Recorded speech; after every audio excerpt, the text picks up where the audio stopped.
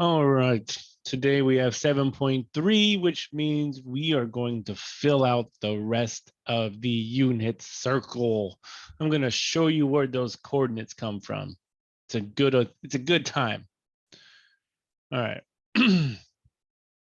So the first thing we're going to find is the exact values of pi over 4 or 45 degrees. And the way to do this is by creating an isosceles triangle. And the definition of an isosceles triangle is a triangle that has two equal sides and two equal angles. And guess what? Those angles are going to be 45 degrees.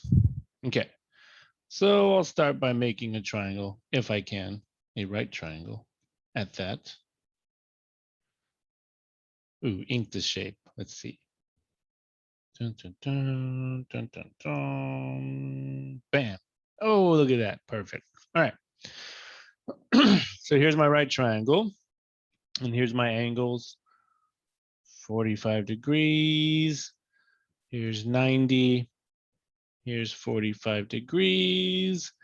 And then since this is isosceles, we know that two sides are equal. So this means that this side will be A and this side will be A, which means in order to find out the 6 trig values at 45 degrees, we need to find the hypotenuse as well.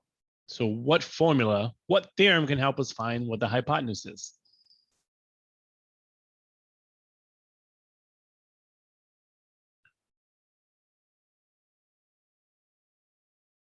All right. Nobody? All right, cool. Pythagorean. All right. A squared plus B squared plus C squared. There you go. A squared plus B squared equal to C squared. But since both sides of the triangle are A, this becomes A squared plus A squared equal to C squared. And that means I'll get 2A squared equal to C squared, which then I will square root. And the square root of 2A squared, what's that going to give me? 2A. A square A radical 2. 2. There you go. And guess what? That becomes my hypotenuse. A radical 2. Now, since we have all three sides of the triangle and they're all in terms of A, let's go ahead and find the 6 trig ratios or 6 trig values of 45 degrees or pi over 4 radians using this lovely chart below. And let's just focus on this angle in the bottom left. It honestly doesn't matter which one we focus on, but let's go ahead and focus on that. And if I wanted the cosine of 45 degrees, if I wanted the cosine of 45 degrees, what ratio would that be? We're using that angle. Cosine puts what over what? B over C. B over C, or more, I'm looking for adjacent over Hypotenuse. hypotenuse. And here your A's would cancel and give me 1 over the square root of 2 or square root 2 over 2. So guess what, guys? The cosine of 45 degrees is the numerical value of square root 2 over 2. Okay. Now, let's do it for sine. Give me the sine of 45 degrees. And we're still looking at this angle. What ratio would that give me? A over A radical 2. Which means that the sine of 45 degrees is also what? square root of 2 over 2. Square root of 2 over 2. Get out of here, cat. Cat's over here vigorously cleaning herself. Now, if we know sine and we know cosine, this means we know their reciprocal functions. Yes, these are mixed up, but it's okay. What is the reciprocal function of cosine? Secant. I mean, secant. Yeah. Secant. And if it's a reciprocal, then what would the secant of 45 degrees be? 1 over 45. Well, I'm looking more for the numerical value. So if cosine of 45 is this, is square root 2 2 over radical 2, 2. 2 over 2 radical over radical 2, or just radical 2. Remember, cheat code, flip that one. Which means that which function is the reciprocal function of sine? Cosine. Reciprocal function. I thought that was the reciprocal function. Secant. You said cosine. Oh yeah, cosecant. I don't know Cosecant, what's going on with me today. which is also going to be what? Radical 2. Radical 2. There you go. Okay. And now let's look at tangent.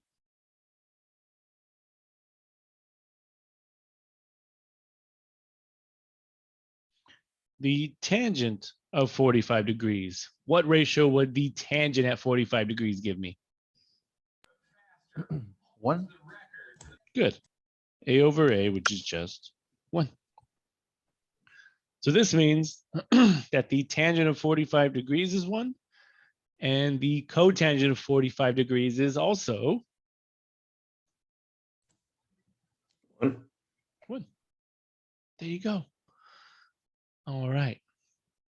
So now here's where we're going to start to make a relationship between cosine, sine, x, and y.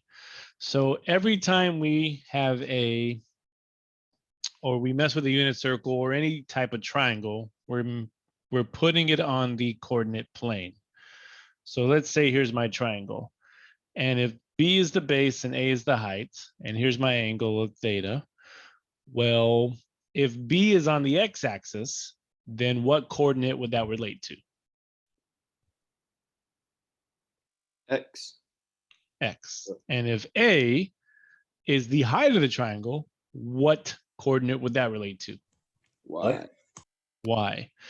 So now with our relationships here, we're going to say that cosine, since it calls on the adjacent side B, cosine relates to X. And sine, since it calls on the opposite side, sine is going to relate to all your Y values. So I have that listed right here below.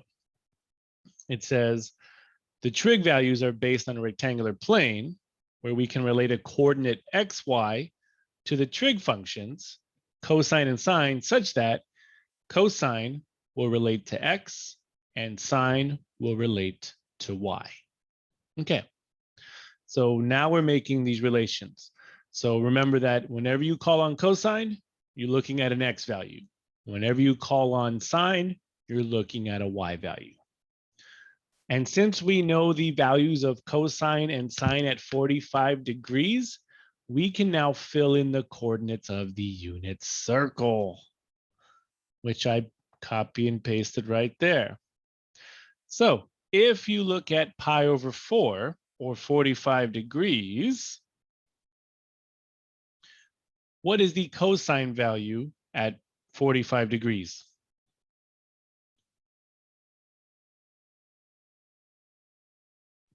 In regards to like We just found it. What is the cosine of 45 degrees or pi over 4? Square root 2 over 2. Square root 2 over 2. What is the sine value at 45 degrees? Square root 2 over 2. Square root 2 over 2. This means that at every other pi over 4, the coordinates are going to be what? Root 2 over 2.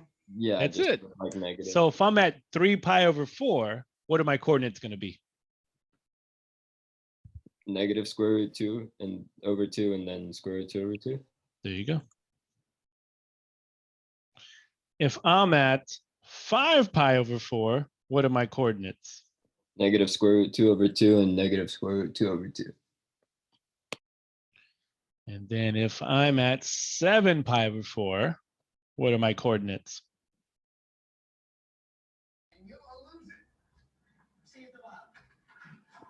Then negative square root 2 over 2. There you go, guys. Those are the coordinates for pi over 4 based on a right triangle and the values of cosine and sine. Crazy, right? That's where they come from. Now we have to figure out the other ones. So any questions on that? Can you explain one more time why cosine is the x and sine is the y? Because the base of the triangle, no matter where you put it, is always on the x-axis. Mhm. So whenever you call on cosine, you always call on the adjacent side, which is the base, right? So this is why cosine relates to x. And then sine calls on the height of the triangle.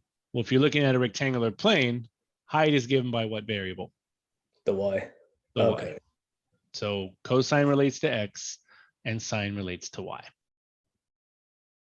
I guess a better way to put it too, let's say that on this coordinate plane, I have my triangle, here's my theta, and instead of saying A and B, I'll say here's X, here's Y, and I'll just say here's R.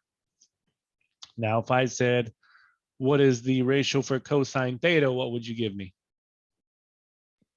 X over R, X over R. And what is the ratio for sine theta? Y over R. Y over R. And with the unit circle, the radius is 1. Therefore, cosine would just be X. And sine would just be Y.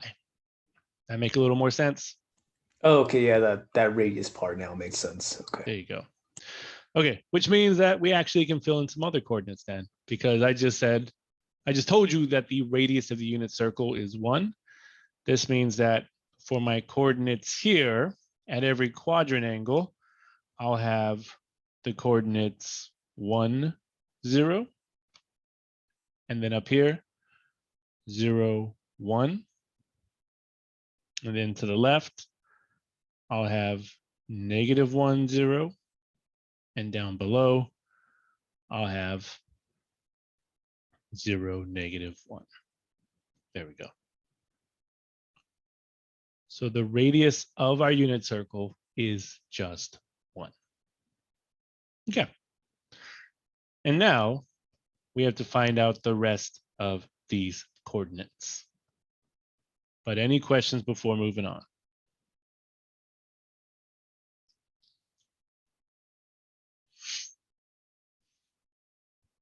All right. We're filling out the unit circle. I'm showing you where the coordinates come from because it's just not as fun just to Google it, right? If you Google it, it gives you the whole thing. There's no point in that. Okay. Let's try it again. Now we want to find the exact values of 30 degrees or pi over 6 radians and 60 degrees or pi over 3 radians. And we're going to do this by creating an equilateral triangle. All right. And an equilateral triangle is a triangle that has 3 equivalent sides and 3 equivalent angles. So let's see if I can get this guy down. Let me see. Either way, it'll work, right? Oh, no, wrong way. All right. Do it again.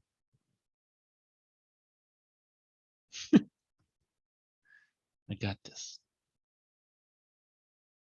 There we go. Bam. Perfect. Okay. And then I'm going to label my equilateral triangle. We're going to say this is, oh, I just turned it blue. Mark out of here. Okay. So this means that this is side A This is going to be side A, and this is side A. And then since it's an equilateral triangle, all of my angles are going to be what? The same. The same. So this would be 60, 60, and 60. Because all of those make how many degrees?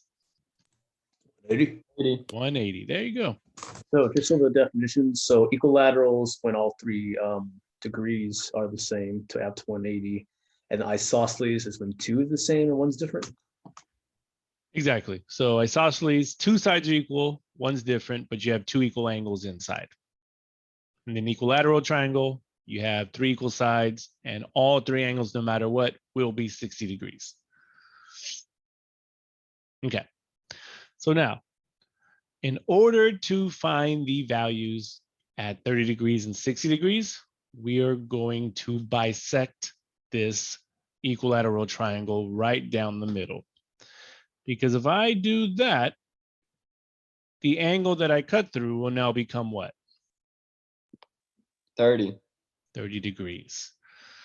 So all we're going to do here is focus on one of the triangles that we cut out.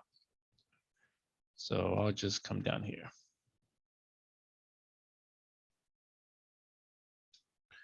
Which means let's go ahead and focus on the first triangle. Let's ink that to shape. Bam. Okay. So now I have 60 degrees. Oh, it's still doing ink to shape. Ah.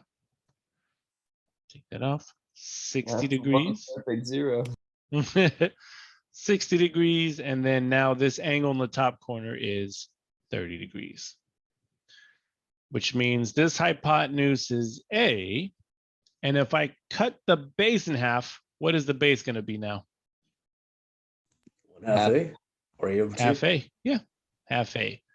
But then we don't know the height of the triangle. So we're just going to call it H. Actually, we're not going to call it anything. We're going to solve for the height of the triangle using what theorem again? Pythagorean. Pythagorean. A squared plus B squared equal to C squared. And we're going to solve for A squared this time. So A squared is going to equal C squared minus B squared, which you'll get A squared equals, this is going to be, yeah, maybe we should call it H because I'm going to have too many A's now. I'll get there in a second. Okay, so this is going to be A squared minus A over 2 squared. And now we'll get, yes, let's go ahead and just call it H already. So I'm going to say the height of the triangle, H squared, is equal to A squared minus A squared over 4. And now combine these terms. You'll put A squared over 1 and get a common denominator of what? 4. 4. So multiply that by 4 over 4. And H squared is going to equal 3A squared over 4, which then will square root both sides. And H is going to equal A square root 3 over 2. There we go. So now this side becomes, the height of the triangle becomes A square root 3 over 2. Which means we have taken the triangle and put all three sides in terms of A, which means if we know all three sides, then we can find the cosine, sine, the 6 trig functions of 60 degrees and 30 degrees. Okay, so let's go ahead and do that. I can do that down below right here, because this is all we need to look at now. So let's go ahead and start with the cosine of 30 degrees. So we're going to look at this angle here in the top right corner. And what ratio would the cosine of 30 degrees give me? The sine of 60. Well, no, ignore that part for now. I want the cosine of 30 degrees. A over 2 over A. A square root Remember, if it's cosine, it calls on the adjacent side. Oh, 30, my bad. I was doing it off of 60. Yeah, so 30. So a square root 3 over 2 over what?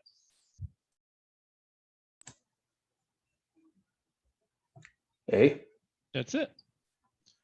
Which means that would become a square root 3 over 2 times 1 over a, just leaving me with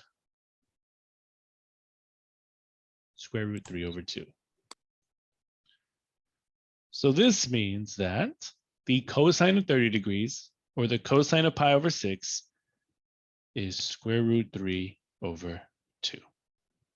Which means that also the sine of 60 degrees and the sine of pi over 3 is also square root 3 over 2.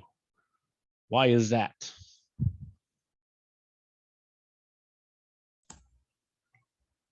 It's something from the last lesson. I'm trying to remember exactly the word you said. Because they are Complementary. complementary and co-functions of each other. Co-functions, that's what it was. There you go. So now we see that the cosine of 30 and the sine of 60 will both be the numerical value of the square root of 3 over 2. And you can prove that again if you wanted by calling on the sine of 60. Sine of 60 would put opposite over hypotenuse, which is what we have right there. That makes sense? Okay. Which means that if you know cosine and sine, you know their reciprocal functions, right? So this means that if I wanted the cosecant, which is right here, if I wanted the cosecant of 30 degrees, cosecant is the reciprocal function of what? Sine? Sine, right? And then secant, I'm looking at, wait, am I looking at the wrong values? Oh yeah, because that would be sine, sorry. Backtrack a bit. I think that's actually below, isn't it? Ah, there we go. That'd be better, my bad. Not cosecant 30, but we're gonna go reciprocal. So we're gonna go from here to here. So secant is the reciprocal of cosine. So what would the secant of 30 degrees be?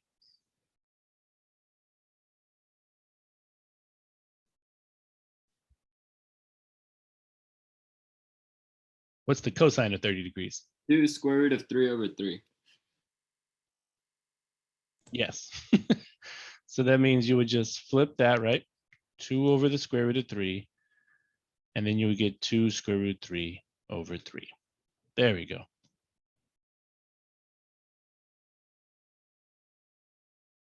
Okay, perfect. Which means that that is the same value for the cosecant of 60 degrees. Okay. And then now let's look at the sine of 30 degrees. So here we're still looking at 30. So if I said, what is the sine of 30 degrees, what ratio would you give me? A square root of 3 over 2 over a. No, wait, of 30, sorry, a over 2 over a. A over 2 over a. So Which that would would give be me 1/2. good. A over 2 times 1 over a, 1/2. So this means that the sine of 30 is 1/2, which means that the cosine of 60 is also 1/2, which means now we can move over here now. And if I wanted the cosecant of 30 degrees, since cosecant is the reciprocal function of sine, what would the cosecant of 30 be? 2. 2? That's it, 2. Okay, perfect. Which means now, let's just go ahead and move on to tangent.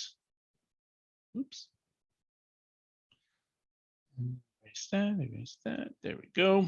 All right, and again, 30 degrees, and the tangent of 30 degrees would give me what ratio? a square root of 3 over 2 over a over 2? So remember, if it's from 30, it's opposite over. Adjacent. Oh, 30. Jason. Dang it. Yeah, I keep going looking So at all good. So a over 2 divided by a radical Square root 3 of over 2. 3 over 2. Good. And you'd have a over 2 times 2 over the square root, times 2 over a square root of 3, where your 2's cancel, your a's cancel, and you're left with 1 over the square root of 3, which means Radical what 3 over is the 3. good? So this is the ratio for tangent of 30 or cotangent of 60, which means we can go straight over here. And if I wanted the cotangent of 30 degrees, what would you give me?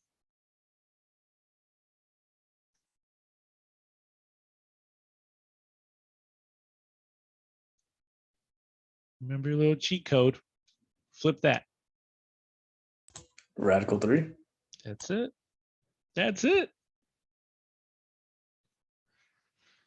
And those are the trig values, the exact trig values for cosine, sine, and tangent at 30 degrees and 60 degrees. Yeehaw. Okay, which means we can now fill out the rest of our unit circle.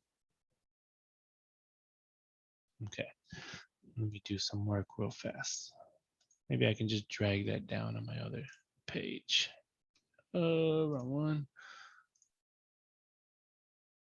Okay, one moment. Selection tool, and then we grab all of this.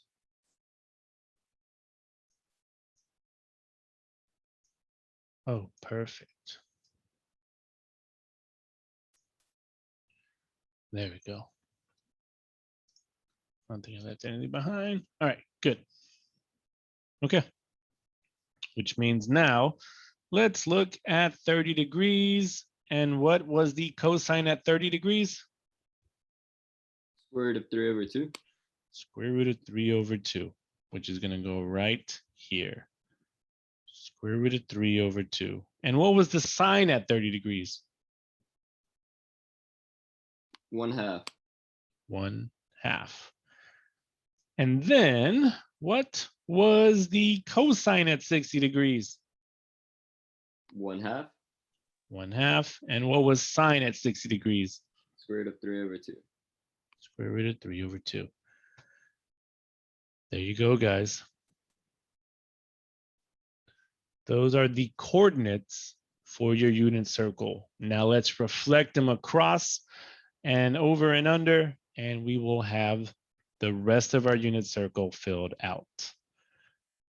So this means that at 2 pi over 3, I would have negative 1/2 and square root 3 over 2. And then at 5 pi over 6, negative square root 3 over 2 and 1/2. And then flipping them down at 7 pi over 6, everything would be negative. Negative square root 3 over 2 over negative 1/2. And then negative 1/2 and negative square root 3 over 2. Flip them over to this side. I would have 1/2 and negative square root 3 over 2.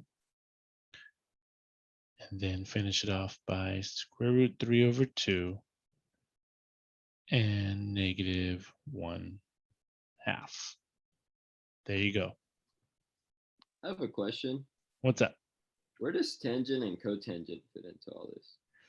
Well, cotangent and tangent, if you think about it, if we went back up here, wherever I drew it, where are you? Oh, because the hypotenuse is 1, right? Tangent would put give me what ratio from this triangle? Y over X. Y over X. So that means when you're given a coordinate, you're going to take the Y coordinate and put it over the X coordinate. Okay. Okay. I mean, I get it. Yeah. And Is- same with cotangent. Cotangent would put X over Y. Would you recommend trying to memorize the what are they called? Co-functions, whatever? What do you mean by memorize?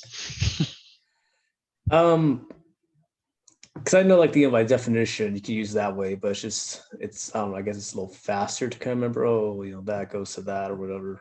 Well, if you know co-functions, just put co in front of the word. Sine, cosine. Tangent, cotangent. That's telling you that they're co-functions of each other, right? Oh yeah. That's easiest way to remember it. Okay, so our unit circle is filled out. So from now on in this course until it ends, we will be calling on the unit circle. So let me run through some examples with you real fast.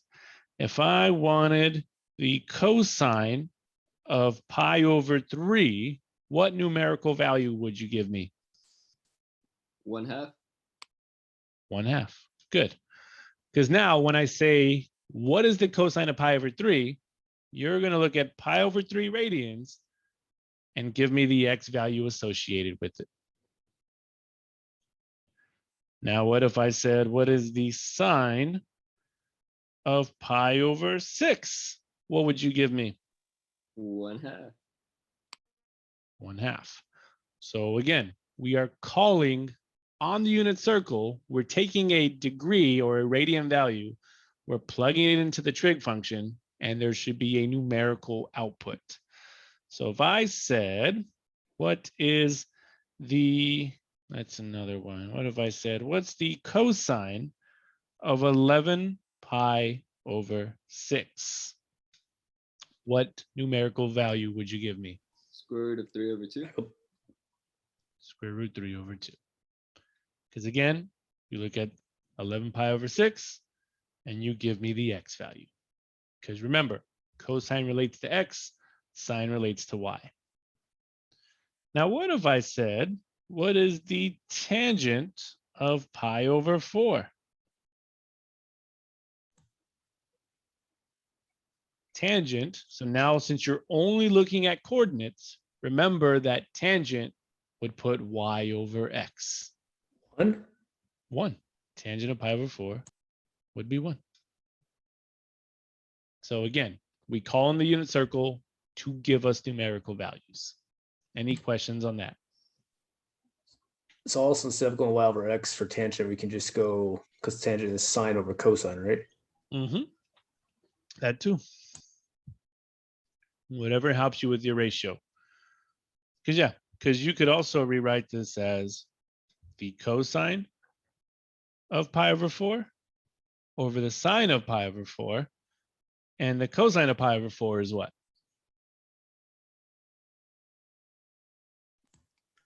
Square root of Radical 2 2 over 2. And the sine of pi over 4 is?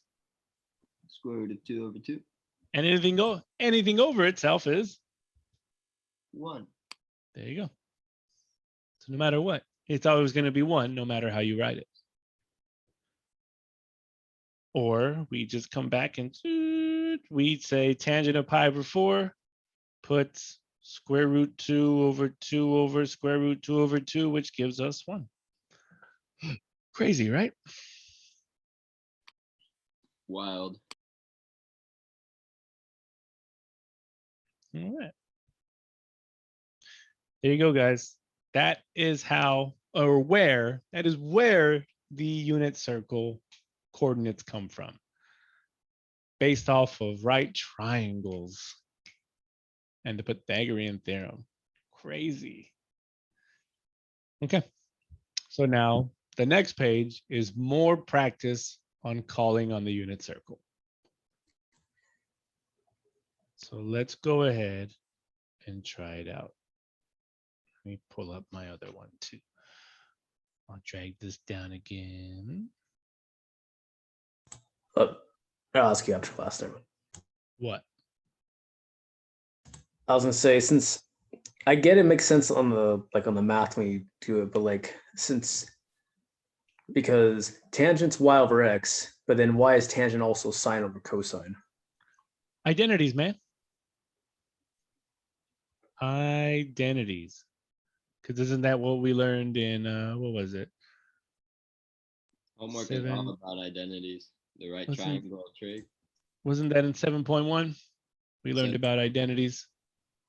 Or well, maybe 7.1, but I know we went over it super heavy in 7.2. Kind of both. I'm Yeah. just trying to like make it go full 7.2. circle. So yeah, no, everything's related. That's a good question to ask. Everything's related. So you're able to write it as sine over cosine. Or did I write it as sine? Cosine over sine or sine over cosine? You wrote it as cosine over sine. Oh, my bad. It should be sine over cosine. Sorry. I said y over x, but I still wrote cosine. Good catch. Okay, I'll go fix that. Look who's paying attention. I already erased it. But yeah, tangent should have been sine of pi over 4 over the cosine of pi over 4. Good catch. Okay. Okay, so I put the unit circle there so we can call on it. And number 1 wants the sine of 45 degrees times the tangent of 45 degrees. Well, what is the sine of 45 degrees? 1/2. Sine of 45 degrees. Oh, the sine. Radical 2 over 2. Radical 2 over 2. Times, and what do we just say was the tangent of 45 degrees? 1. 2, 1. 1. So sine 45 times tangent 45 is just square root of 2 over 2. All right. Next, secant of pi over 4 times the cotangent of pi over 4. So what is the secant at pi over 4?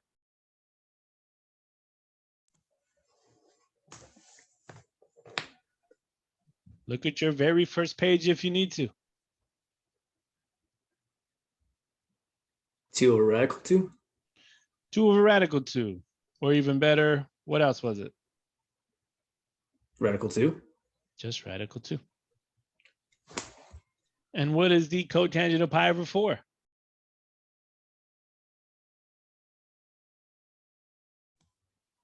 Would that also be radical 2? No. Cotangent Wait, of no. pi over 4. Look at your first page. Look at everything we made.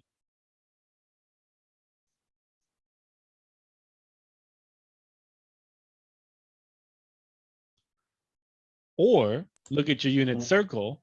Would that just be And 1? cotangent, yeah. Cotangent would put x over y, which means you'd get 1. Right, because the tangent is just 1, but then it's 1 over 1. Okay. That's it. That's it. All right. Next, 4 times the cosine of 45 degrees. What is the cosine of 45 degrees? Radical 2 over 2. There you go. Minus 2 times, what is the sine of 45 degrees? Radical 2 over 2. Radical 2 over 2. All right, now just simplify. This becomes 2 square root 2 minus the square root of 2. And what's 2 square root 2 minus the square root of 2?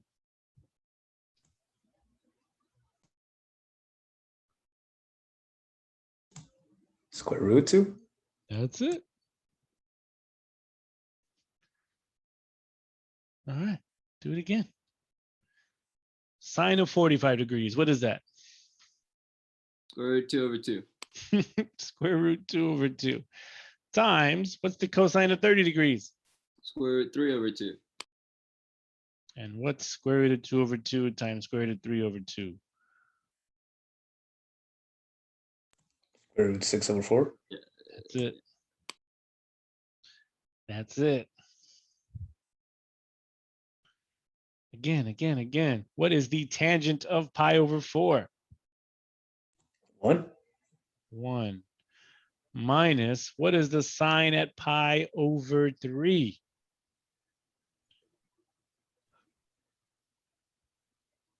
Square root 3 over 2. Square root 3 over 2. Now you can leave it like that, but I think my math lab makes you put it as a whole fraction together. So you'd put 1 over 1 and multiply by a common denominator of what? 2. 2. So you'd get 2 minus square root 3 over 2.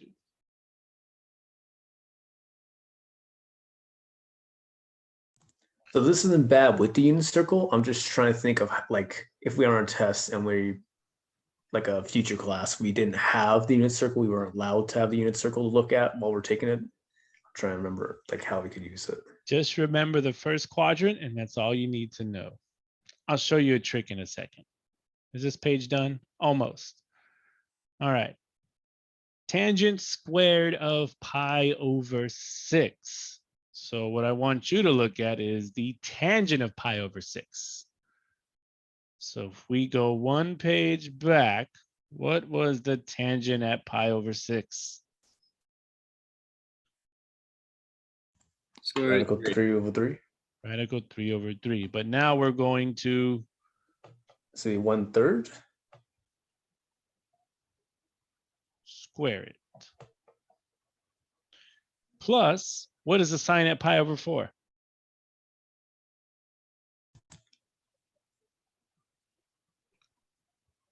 Radical 2 over 2.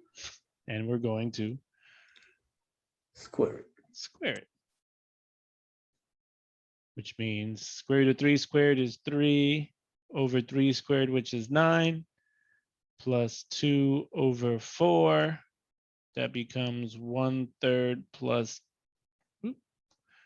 1/2, which means we need a common denominator of what? 6. 6. 6. So And we would 5, 6. get 5, 6. There you go. The only one I boxed. There you go. That is how you call on the unit circle.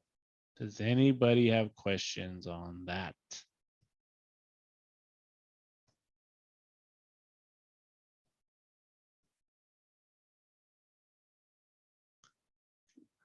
Other than only 2 people who are here.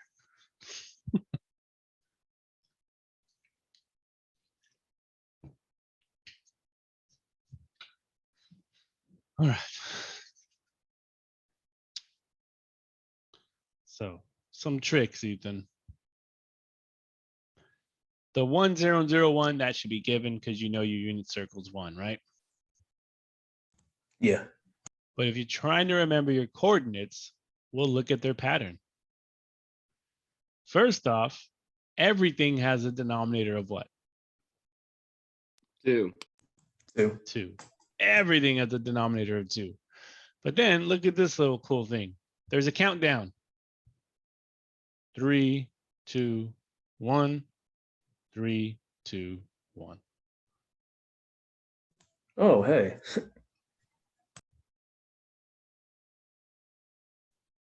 And like you said, you could do that hand trick that Carl did.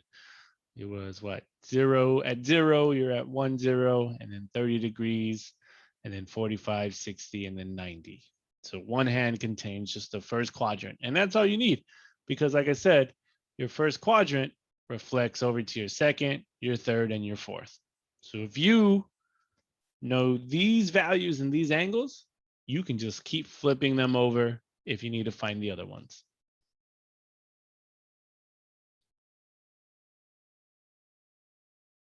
That's it. So cool little tricks. And then if you just remember the degrees and didn't do radians, you know how to convert from degrees to radians, radians to degrees. Okay, not bad. All right, then the next page is calculator work. Use a calculator to approximate the values of trig functions. So I'm just going to go straight to Desmos. Bam, have that up already. And then close that. Let me move back here. Okay.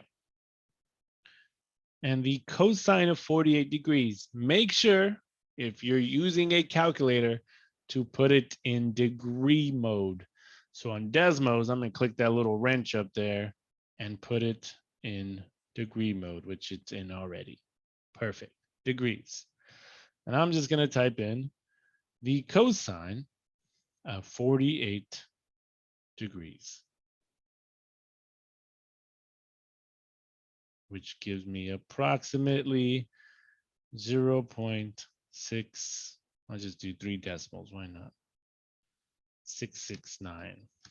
Let me check that on my calculator just to make sure we're good. Cosine 48.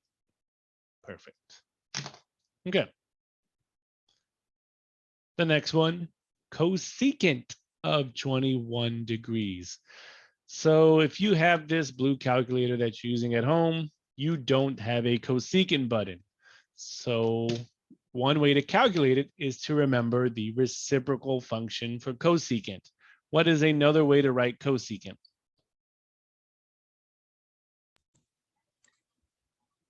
Well, 1 over sine. 1 over the sine of 21 degrees. There we go. So that's how you would type it in your calculator. 1 divide the sine of 21 degrees. So over here, I'd say 1 divide the sine of 21 degrees, which gives me 2.79. And I'll add that 0, why not? Or Desmos is pretty cool because look at that. I hit the functions menu and there was an actual cosecant button. And cosecant, and I'll do it again, 21. Look at that, same answer.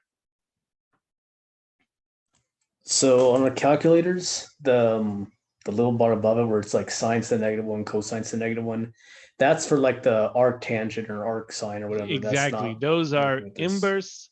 So do not confuse inverse with reciprocal. They are not the same. Okay. And now we have the tangent of pi over 12. Well, now your calculator must be in what mode? Radians. Radians. So I'm gonna go here, switch this back to radians, and then type in the tangent of pi over 12.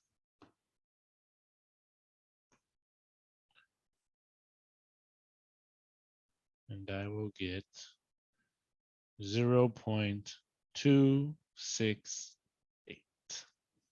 There you go. Could we also convert pi over 12 to degrees and then put in? You could. You definitely could. What would pi over 12 convert to? 2 minus the square root of 3 is what my calculator gave me. 180 over 12. Which is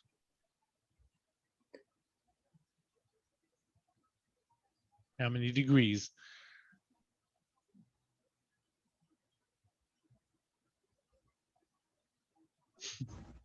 Oh my god. Right. Just do 180 divided by 12. 15. 15. 15 degrees. Which means that if I went back to degree mode, and I said the tangent of 15 degrees, it's not going to be the same. Whoa. Or is it the same? What did I do? Oh, I see. It changed. Never mind. It's the same. 0.268. I think when I hit degree mode, it changed the answer of pi over 12 on my screen because now it put it in degrees. I was like, wait, you're freaking me out. All right, it's the same answer. Okay.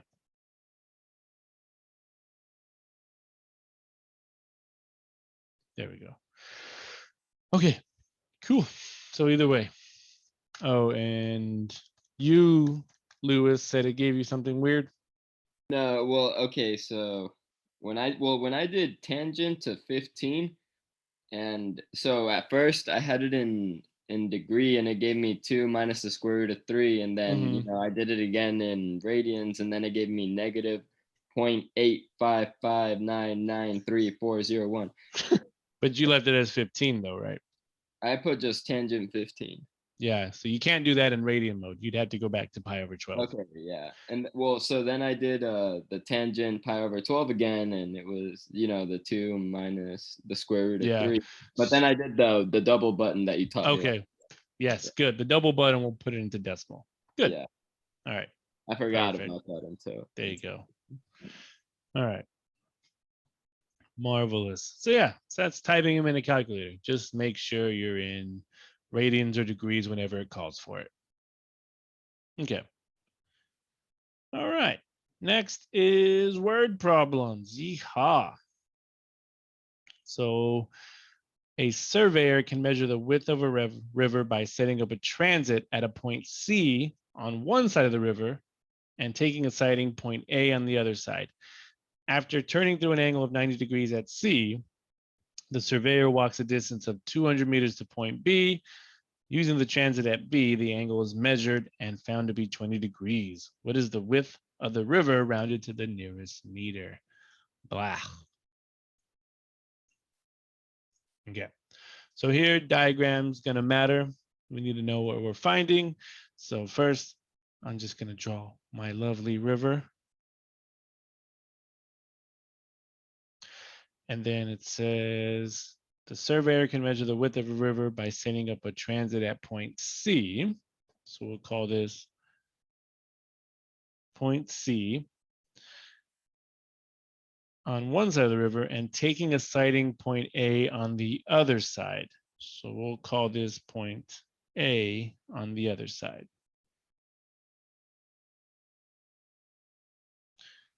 After turning through an angle of 90 degrees at C, the surveyor walks a distance of 200 meters to point B.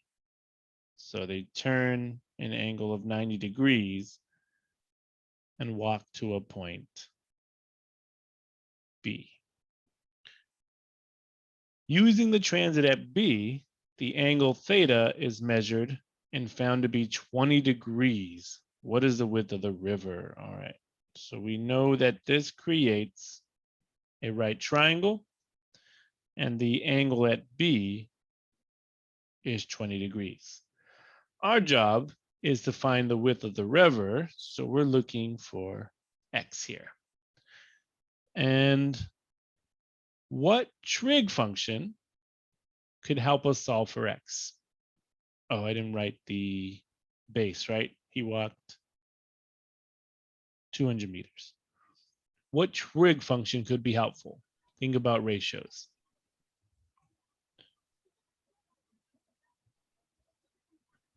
Would cosine be helpful in this situation? Sure. What if we said the cosine at 20 degrees? What ratio would that give me?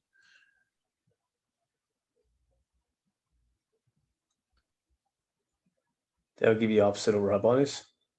Cosine. Jason over hypotenuse. My bad. So cosine would give me 200 over h. Do we know what the hypotenuse is? No. So is this going to work out? Negative. No. What about the sine of 20 degrees? What would the ratio be for the sine of 20 degrees? X over h. And again, is this going to be helpful to us? No, sir. So tangent will work. So let's look at tangent. X over 200. Tangent would put opposite over 200. Does that look helpful? Yeah. Yeah, because can you solve for X on that one? Yes. Yeah, all you have to do is multiply what number to the left side? 200. That's it. So we're going to say the tangent of 20 degrees is equal to x over 200 multiply 200 to the right side, to the left side, and just calculate.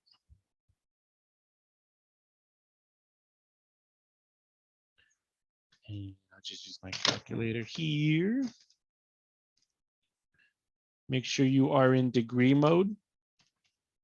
And 200 times the tangent of 20 will give me how many meters?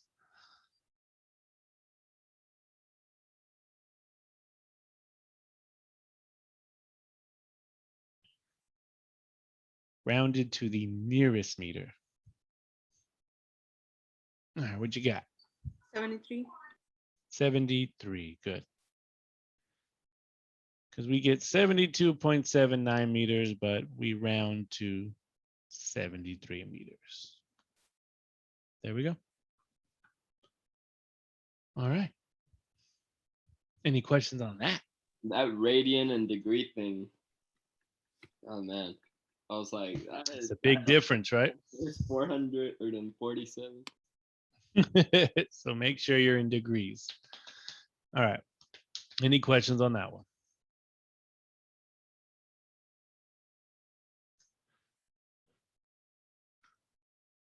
Ooh.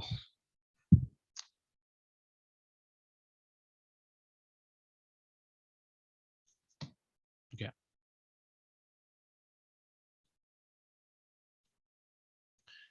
Here we go.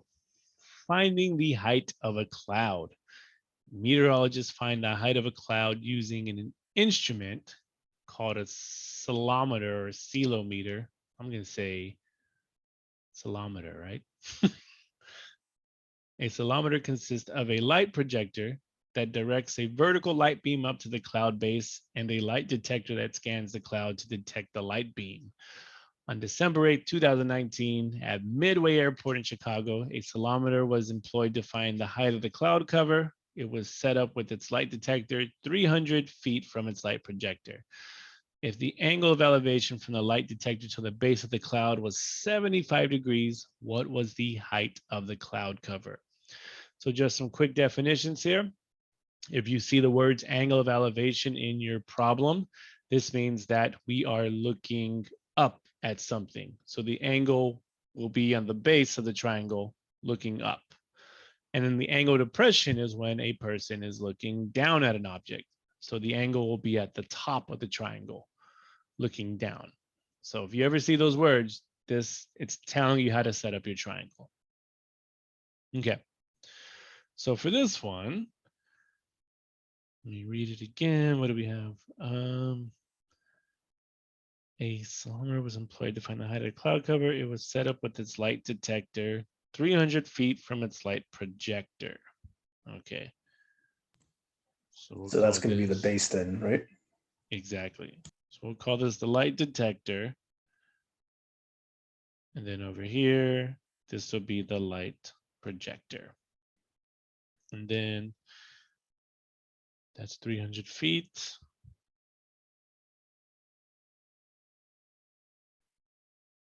And then we're shooting the projector up into the clouds. So, no, should move that down in a second. We shoot that up into the clouds. Here's my cloud. And what we're saying is that the angle of elevation from the light detector to the base of the cloud is 75 degrees.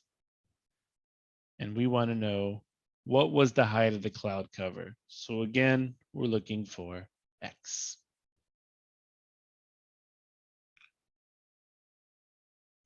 There we go.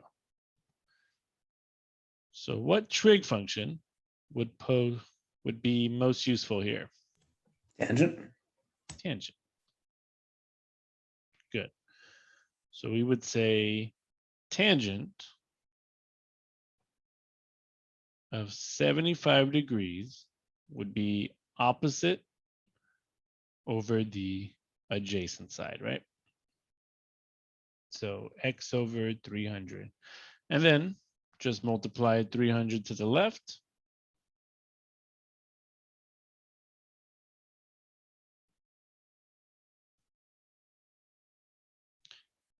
And the height of the cloud cover is going to be what?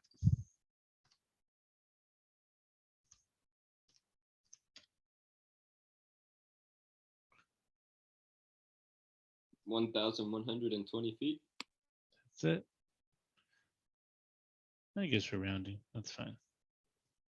Yeah, I wasn't sure on this one. Yeah, I didn't say it, but maybe. So that's 1,119.62 feet or 1,120 feet. There we go. Okay. So when you come across these word problems, you want to find out, set up your diagram, and then find out which trig function is going to be most useful. I think for the majority of this section, it's always going to be tangent, but I could be lying. So, but tangent proves most useful for that one.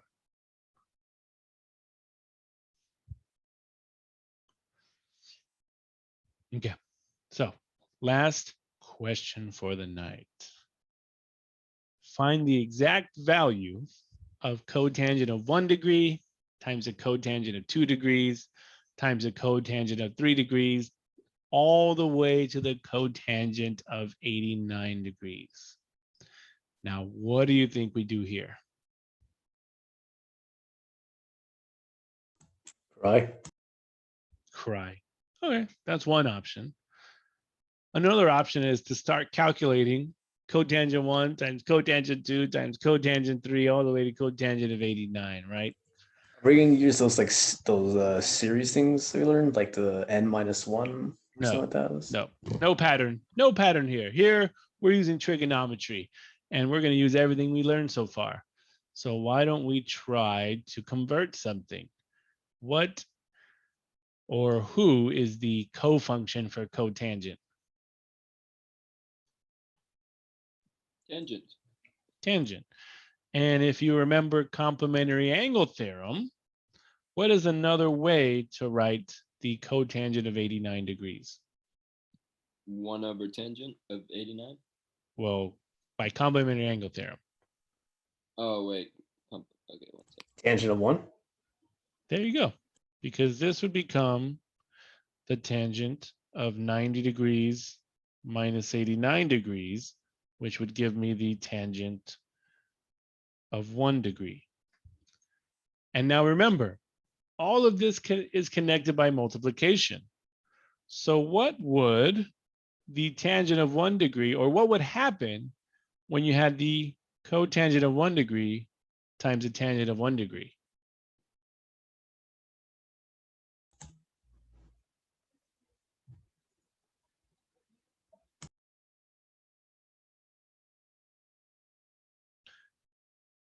What would the result be?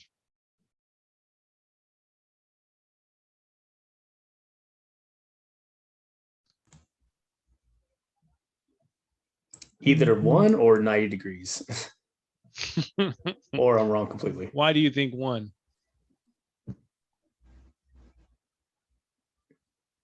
I just started taking shots in the dark.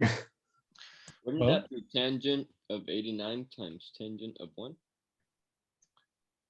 Well, it was the cotangent of 89, but we changed it to the tangent of 1. So now I'm asking you to think of complementary angle theorem, and now I'm asking you to think of identities. Cotangent and tangent are not just cofunctions of each other, they are what of each other?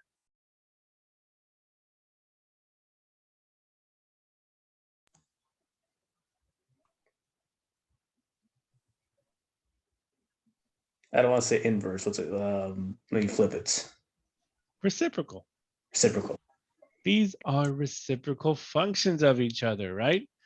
Because cotangent can also be written as 1 over the tangent of 1 degree. Oh, so it would just be times 1. The tangent of 1 degree, where these would cancel, and leave you with 1. Which means what's going to happen to the rest of them? Die.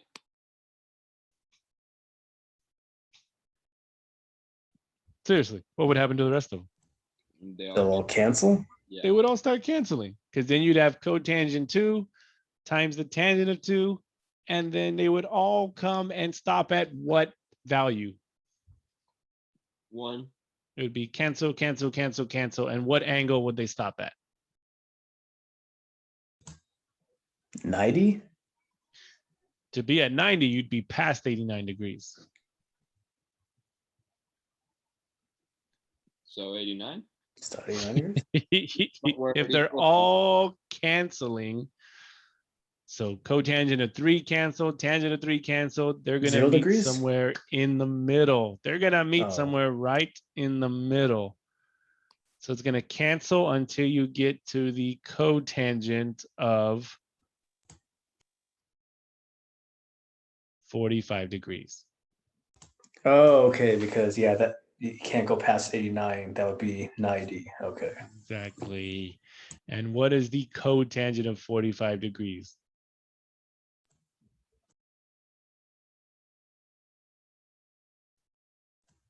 Tangent of 45. Which is the tangent of 45, which is also what numerical value?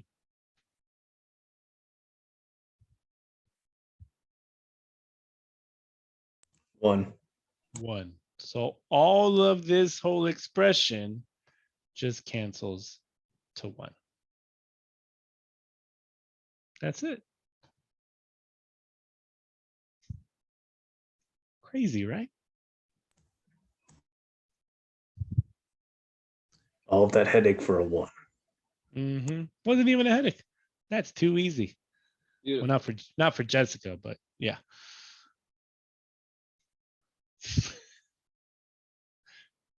Okay. Other than that, that 7.3, you now have a filled out unit circle and you know where the units come from. You know where the coordinates come from. And it's a good old time from here on out.